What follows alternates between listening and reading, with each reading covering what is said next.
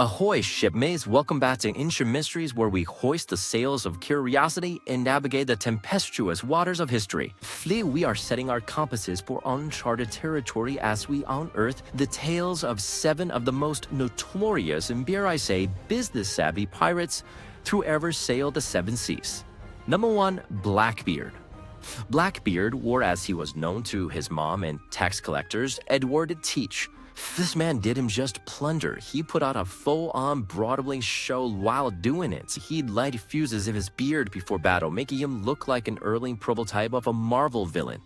Imagine staring down a guy who's essentially a human fireworks to over your gold and maybe even your snacks pretty quickly.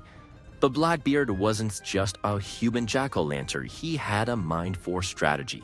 His ship, the Queen Anne's Revenge, had more firepower than a 4th of July celebration. He made the coastal waters of America his first boat playground, or shall we say, moot box. When the British finally caught up with him, well, let's just say it took quite a few tries to get him down. It's like trying to defeat the final boss in a video game. But the boss had the cheat codes. Reports say he was shot 5 times and slashed about 20 times before he finally called it quits.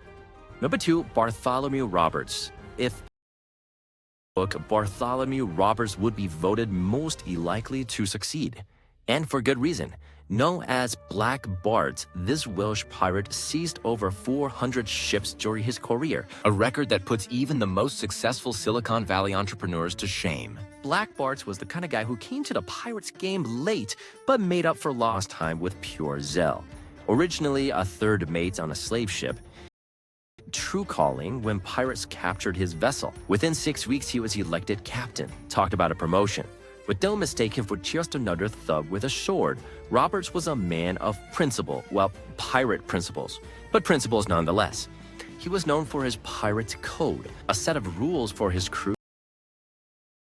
Let's be organized while we pillage and plunder, shall we? A stickler for discipline, he even outlawed drinking on the ship, except for special occasions, because even pirates need happy hour, right? As for his downfall, well, like any high-performing individual, Black Bart finally met his match, in the form of a British naval cannonball. But his legacy is nothing short of legendary. He set the gold standard for what it means to be a successful pirate, without ever having to light his beard on fire for attention. Number 3, Calico Jack.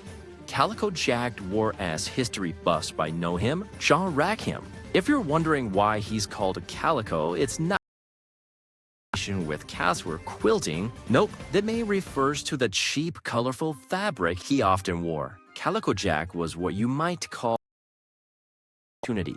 He seized his ship from a pirate notorious for being a bit too gunshot. Jack basically said, "You want to attack that friendship? Hold my grog," and proceeded to take control. But to say, he was never indecisive when it came to boarding and looting. But Calico Jack is perhaps most famous for his relationships with Anne Bonny and Mary Read, 2 of the most fearsome female pirates of all time. If piracy were a rom-com, this would be a love triangle worth a Netflix special. And let's be honest, nothing screams relationship goals like plundering ships together. In the end, Calico Jack was captured and hanged, but not before giving us the iconic Jolly Roger flag we all associate with piracy. So the next time you see that flag on a kid's lunchbox or in a Hollywood movie, just remember, it's Calico Jack's lasting contribution to pop culture, aside from making calico fabric almost cool. Number 4, Samuel Bellamy. Samuel Bellamy, or as he was famously known, Black Sam. Why Black Sam, you ask? Was he a mysterious dark-cloaked figure? Nah, he just didn't like wearing a wig like most gentlemen of his era. Instead, he chose to flung his long black locks, making him the original pirate hipster. You may say Bellamy was the Robin Hood of the sea, a title he probably would have put on his LinkedIn if such a thing existed back then. This guy was all about equal wealth distribution, at least among his crew. His democratic approach was revolutionary. He and his crew even voted on major decisions. Imagine that, a democratic pirate ship. The founding fathers would have been proud.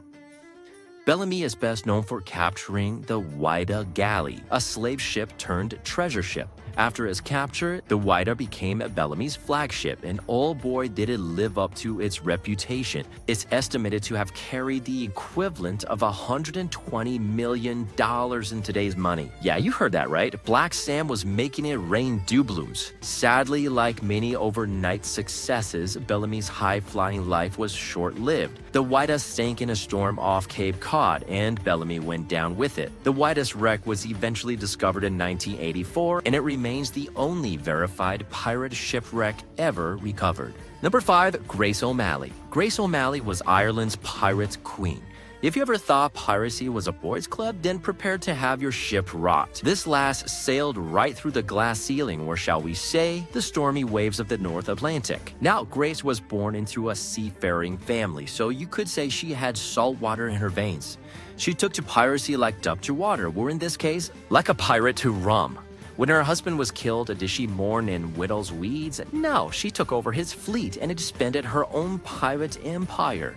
Talk about seizing a day and the ships. Grace was so fearless that she even had a tete-a-tete with Queen Elizabeth I. That's right, whether to discuss the challenges of ruling while rocking a corset, but legend has it that Grace refused to bow to Elizabeth because she didn't recognize her as the Queen of Ireland. Imagine walking to someone's house and telling them you won't take off your shoes because you don't like their wallpaper. It's that level of audacity. In the end, Grace O'Malley went down in history as a fearsome pirate, a savvy businesswoman, and a rebel who didn't let society dictate her role. She was a 16th century trailblazer who would have probably had a killer social media following today. Number 6. William Kidd. William Kidd was the pirate who was so controversial, he made us question what piracy even meant. Seriously, this guy's career was filled with more plot twists than a telenovela. Was he a privateer, a pirate, a scapegoat? Let's just say if he were to lie today, he'd be the subject of at least 3 different true crime documentaries. You see, Kidd started off as a respectable sea captain. He was even hired to protect English ships from pirates. But let's be real, guarding treasure is way less fun than stealing it, am I right? So in a twist of irony, Kidd turned to piracy. It's like hiring a security guard who ends up robbing your house. But here's the kicker. Kidd always insisted he was innocent and that he'd been framed. He even left treasure buried somewhere as evidence to clear his name. Yes, you heard that right. He invented the first ever treasure hunt defense strategy. Unfortunately for Kidd, the courts were buying where he was selling. He was hanged not once, but twice. The first rope broke. It's as if even the universe could make up his mind about him. Number 7. Ching Shih. Where do we even start with this powerhouse? If piracy had a Fortune 500 list, she'd be the CEO. Seriously, this woman commanded a fleet of more than 1,800 ships and 80,000 pirates. Imagine trying to organize a Zoom call with that many people. Nightmare. Originally a Cantonese prostitute, Sal married a pirate, Chennai, and said, you know what, 2 heads are better than 1, and joined forces. When her husband died, did she retire into the sunset? Nope. She took over and expanded the business. She was basically like Sheryl Sandberg of piracy. But get this, she ran her fleet with an iron fist and a well-structured code of laws. Stealing from the communal treasure? Beheading. Disobeying orders?